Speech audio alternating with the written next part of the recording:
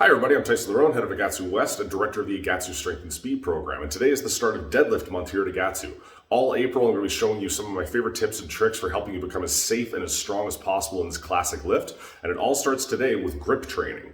There's nothing more frustrating than knowing your legs and back have more to give, but just not being able to hold onto that bar. So I'm going to show you some of my favorite exercises and general strategies to think about when you're training the grip for that deadlift, so you make sure your hands are strong enough to hold onto those maximal lifts.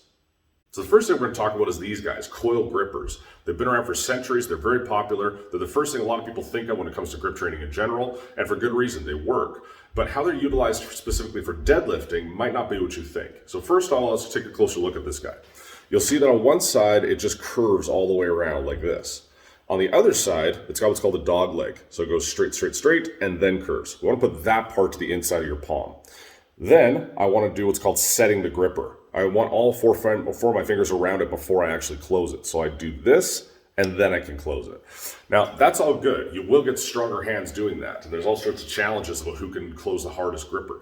But when it comes to deadlifting, what we have to understand is that the demands of deadlift grip is eccentric.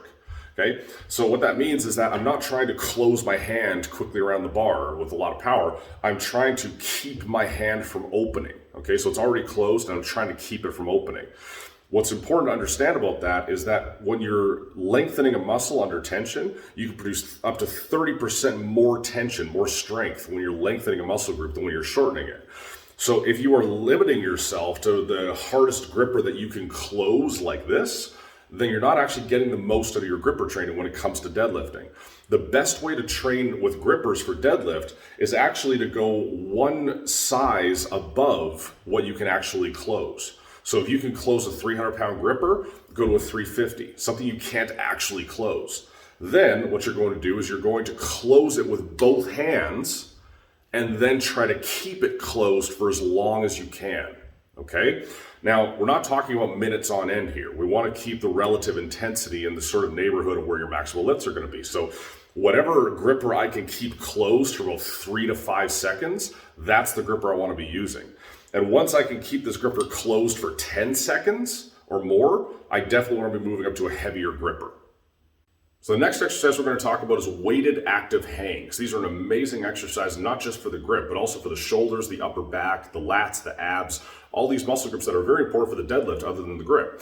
Now the exercise itself is very simple. I'm going to place my hands on the pull-up bar. I'm going to make sure that I'm packing my shoulders. I'm not hanging relaxed out of them.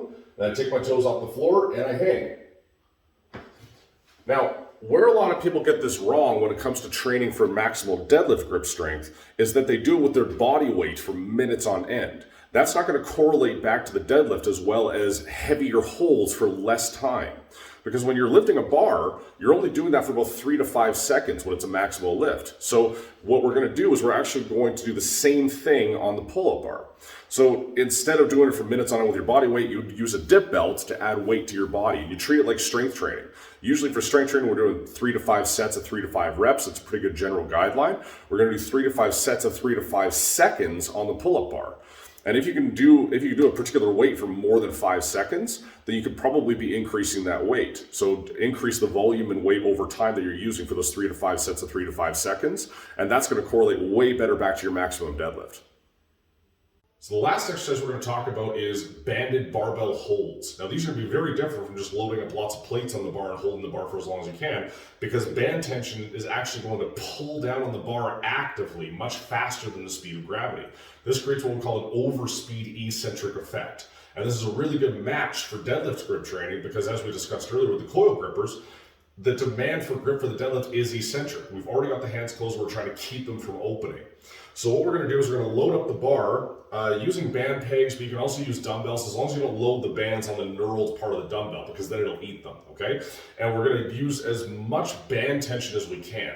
You don't always have access to tons of bands, so if I've got a couple bands, that's enough to create an overspeed eccentric effect, and then just load up plates for the rest of it.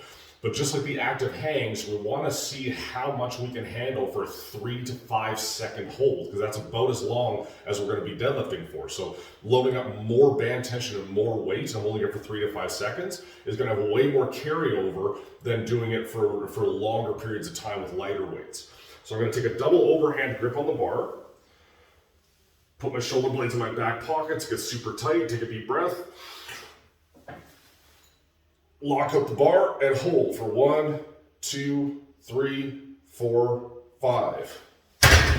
Put it back on the rack. Make sure you fully recover between sets. And like the active hangs, treat it like strength training. We would usually do 3 to 5 sets of 3 to 5 reps. Here, do 3 to 5 sets of 3 to 5 seconds. Hopefully you found these tips helpful. See you next time.